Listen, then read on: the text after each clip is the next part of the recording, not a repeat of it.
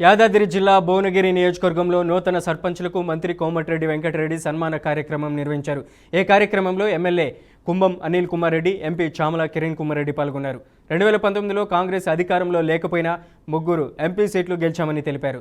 10 ఏళ్లు సీఎంగా ఉన్న కేసీఆర్ అధికారం కోల్పోయాక కనీసం ఒక్క పార్లమెంట్ స్థానం కూడా గెలవలేకపోయారని మంత్రి విమర్శించారు.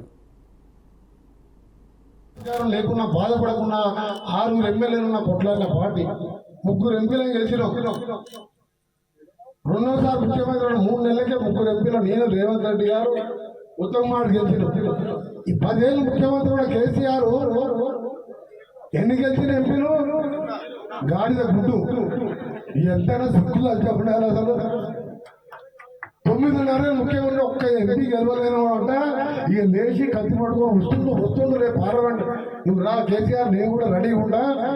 రేపు అందరూ అసెంబ్లీ ఉంది కదా, తెలంగాణ కోసం నీది దొంగ దీక్షనా, అసలు దీక్ష నాదా నీదా తెలుసుకున్నావు. అసలు నువ్వు ఏం చేసినావు, ఎన్ని రేషన్ కార్డులు ఇచ్చినావు, ఎన్ని ఇల్లు కట్టావు, మా మూసి ఎందుకు క్లీన్ చేయలే, మా బస్ ఆఫీస్ ఎందుకు పూర్తి చేయలే, మా మల్లన్న సాగర్ కిందనే ఉన్న ఆలయం ఎందుకు నీళ్ళు చేయలే, అంత నిండా పెట్టావు. ఒక 100 కోట్లు పెట్టే నీళ్ళు వస్తున్న మొత్తం ఆలయం భువనగిరి నిండా నీళ్లు.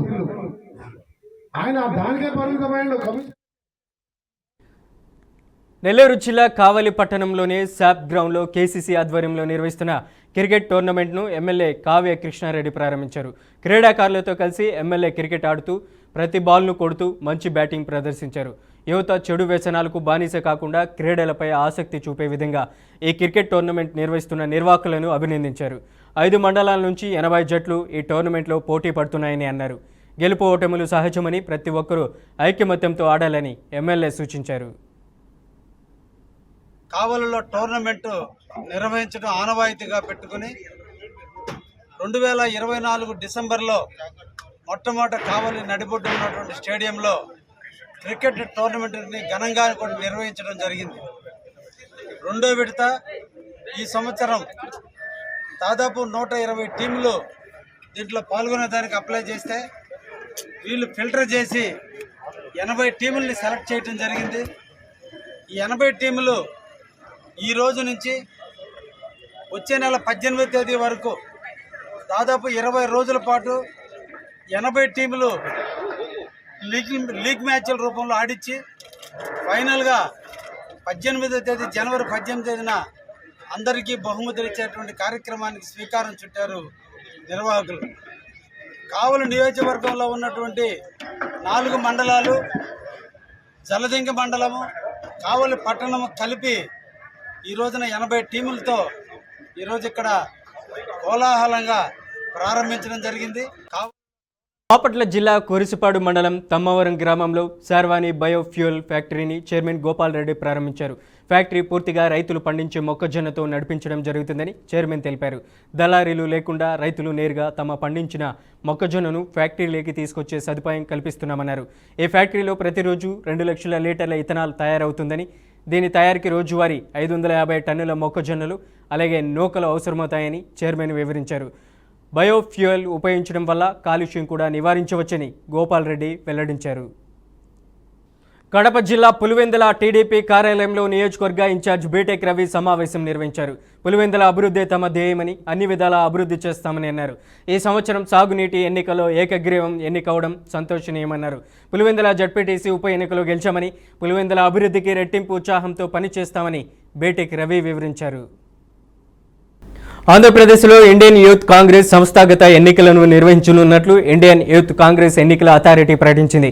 ఈ విషయాన్ని విజయవాడ జిల్లా నాయకులు తెలిపారు. ఎన్నికలు పూర్తిగా నిష్పక్షపాతంగా, పారదర్శకంగా డిజిటల్ విధానంలో నిర్వహించబడతాయని వారు వెల్లడించారు.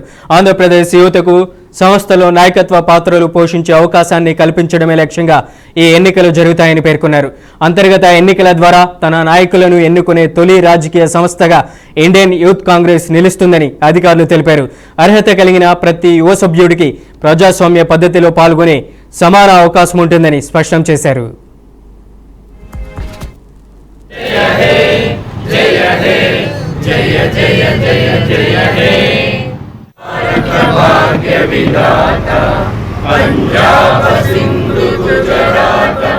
మీకు వేరేమైనా డౌట్ ఉంటే, ఎలక్షన్ ప్రాసెస్ గురించి ఏమైనా డౌట్ ఉంటే అదే అడగండి. ఇప్పుడు ఆ 12.5% district the lottery dip actual normal ఎలా చేస్తామంటే వేరే స్టేట్లు అంతా మనము అన్ని ఇక్కడ 26 డిస్ట్రిక్ట్ ఉంది. ఆ 26 డిస్ట్రిక్ట్ కూడా మనం ఒక బాక్స్ వేస్తాము. లక్కీ డిప్ లో 3 డిస్ట్రిక్ట్ ప్రెసిడెంట్ పోస్ట్ మాత్రము, ప్రెసిడెంట్ కమిటీస్ అంతా జనరల్ కేటగిరీ ఓవర్కాన్ నిలుచుకోవచ్చు. 3 డిస్ట్రిక్ట్ కి రిజర్వేషన్ చేస్తారు. ఎస్సీ ఆర్ ఎస్టీ ఓవర్ కూడా ఆడ కంటెస్ట్ చేసి హైయెస్ట్ ఓట్ తీసుకుంటారు వాళ్ళు. ఒకవేళ డిస్ట్రిక్ట్ రిజర్వ్ డిస్ట్రిక్ట్ లో జనరల్ కేటగిరీ హైయెస్ట్ ఓట్ తీస్తే కూడా ఆయన అవేకే వెళ్ళలేదు. ఆ ఎస్సీ రిజర్వ్డ్ మాత్రం మినిమం 20 ఓట్ తీసుకుంటే కూడా ఆయన ప్రెసిడెంట్ అయిపోతాడు. సో 3 డిస్ట్రిక్ట్ మనం రిజర్వ్ చేస్తాం. ఇది లక్కీ డిప్లో చేసి అసెంబ్లీ ఒకటి, బ్లాక్ ఒకటి, అసెంబ్లీ ఒకటి, డిస్ట్రిక్ట్ 2, స్టేట్ 2. ఇది షెడ్యూల్. ఇది అయిన తర్వాత మరి ఏజ్ కట్ ఆఫ్ డేట్ పెట్టినాం సార్. అంటే ఎవరు కూడా ఎలక్షన్ కంటెస్ట్ చేయాలని ఎవరు ఉన్నారో వాళ్ళకి age limit cut off date పెట్టినాం. ఈ మేము కంటెస్ట్ చేసేవాళ్ళు 6/1/1990 ఆ డేట్ నుంచి 7/1/2008 లోపల పుట్టిండాలి. వాళ్ళ ఏజ్ దాని లోపలే ఉండాలి. 1 డే ఎక్స్ట్రా అవుతే కూడా రిజెక్ట్ అవుతాయి, 1 డే అర్లీ అవుతే కూడా రిజెక్ట్ అయిపోతాయి. ఉద్యోగ అవకాశాలు కల్పించడం కానీ, ఉపాధి కల్పించేటటువంటి పని కానీ, యువతకి జీవన మార్గాన్ని చూపించేటటువంటి పని ఒక్కటి చేయరు. కేవలం గారడి చేస్తా ఉన్నారు కూటమి ప్రభుత్వం. ఈ కూటమి ప్రభుత్వం చేసేటటువంటి మోసాలను ఎండగట్టడానికి పటిష్టమైన యువజన కాంగ్రెస్ కావాలనేటటువంటి ఆల్ ఇండియా యువజన కాంగ్రెస్ నిర్ణయం మేరకు ఇక్కడికి వచ్చారు. ఇవాళ మీ అందరికి తెలుసు, ఉన్న ఉద్యోగాలే పీకేసేటటువంటి ప్రయత్నం జరుగుతూ ఉంది. పీపీపీ బేస్ మీద అన్యాయం జరగబోతా ఉంది. ప్రైవేట్ పరంతో యువతకి అవకాశాలు లేకుండా పోతా ఉన్నాయి. యువతకి కానివ్వండి రిజర్వేషన్లు కూడా లేకుండా పోతా ఉన్నటువంటి పరిస్థితుల్లో యువజన కాంగ్రెస్ సభ్యత్వ నమోదు కార్యక్రమం జరగబోతా ఉంది. దానికి ఆంధ్రప్రదేశ్ కాంగ్రెస్ అధ్యక్షురాలు షర్మిలారెడ్డి గారి నాయకత్వంలో మేమంతా కూడా యువజన కాంగ్రెస్ కి అండా దండగా ఉండి సభ్యత్వ నమోదు కార్యక్రమం కానివ్వండి, ఎలక్షన్ చేయాలంటే ఎలక్షన్ ప్రాసెస్ కానివ్వండి, ఇక్కడ వేదిక మీద ఉన్న వాళ్ళందరికీ కూడా మేము విశ్వాసం కలిగిస్తా ఉన్నాం. మీరు తీసుకునేటటువంటి ప్రతి నిర్ణయానికి కూడా కాంగ్రెస్ పార్టీ అండగా ఉంటుందని చెప్పి మీడియా మిత్రుల ద్వారాగా మీకు తెలియజేస్తాం. ఉద్యోగ అవకాశాలు ఏలూరు జిల్లా జిలిగిమిల్లులో జాతీయ రహదారిపై పోలీసులు వాహన తనిఖీలు చేపట్టారు. ఒడిశా బోర్డర్ నుంచి కామారెడ్డికి అక్రమంగా ద్విచక్ర వాహనంపై గంజాయి తరలిస్తున్న 2 వ్యక్తులను అదుపులోకి తీసుకున్నారు. వారి వద్ద నుంచి 10 కేజీల 150 గ్రాముల గంజాయి, 1 ద్విచక్ర వాహనం, 2 సెల్ ఫోన్లను స్వాధీనం చేసుకున్నారు. నిందితులపై కేసు నమోదు చేసి కోర్టుకు తరలించారు. వెహికల్ చెక్ చేస్తుంటే ఒక మోటార్ సైకిల్ అనుమానాస్పదంగా స్పీడ్గా వస్తుంటే జిలిగిమిల్లి ఎస్ఐ గారు సిబ్బంది కలిసి మోటార్ సైకిల్ని ఆపి చెక్ చేయగా కొత్త తరహా పద్ధతిలో మోటార్ సైకిల్ సీట్లు ఎత్తుగా ఉండటం వల్ల ఎందుకు ఎత్తుగా ఉంది అని చెప్పేసి ఎస్ఐ గారు వెరిఫై చేస్తే వాళ్ళు మోటార్ సైకిల్లో ఆ సీట్ని తీసి చూస్తే ఆ సీట్ నిండా గంజాయి ఉంది. సుమారు 10 కిలోల 150 గ్రాములకి దాంట్లో గంజాయి ఉంది, ఎండిపోయిన గంజాయి. ఆ గంజాయిని మధ్యవర్తుల సమక్షంలో సీజ్ చేయడం జరిగింది.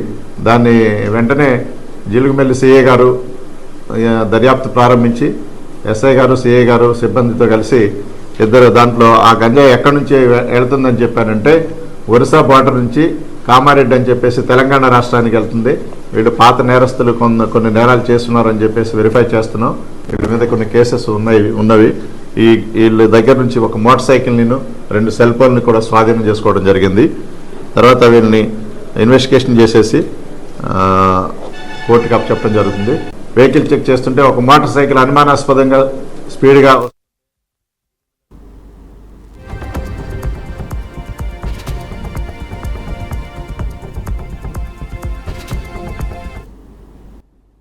ఏలూరు జిల్లా నూజివీడు రూరల్ పోలీస్ స్టేషన్ వద్ద తీవ్ర ఉద్రిక్తత వాతావరణం నెలకొంది.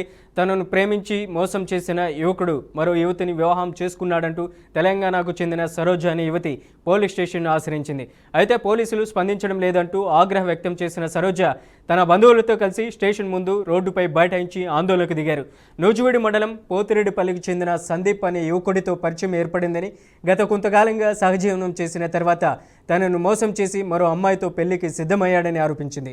అయితే నూజివీడు రూరల్ పోలీస్ స్టేషన్లో ఫిర్యాదు చేసిన పోలీసులు ఇప్పటి వరకు ఫైర్ చేయలేదని, నమోదు చేయలేదని సరోజ వాపోయింది. అయితే తనకు న్యాయం చేయాలంటూ ఈరోజు ఉదయం నుంచి రూరల్ పోలీస్ స్టేషన్ ఎదుటే రోడ్డుపై కూర్చొని సరోజ ఆందోళనకు దిగడంతో పరిస్థితి ఒక్కసారిగా ఉద్రిక్తంగా మారింది.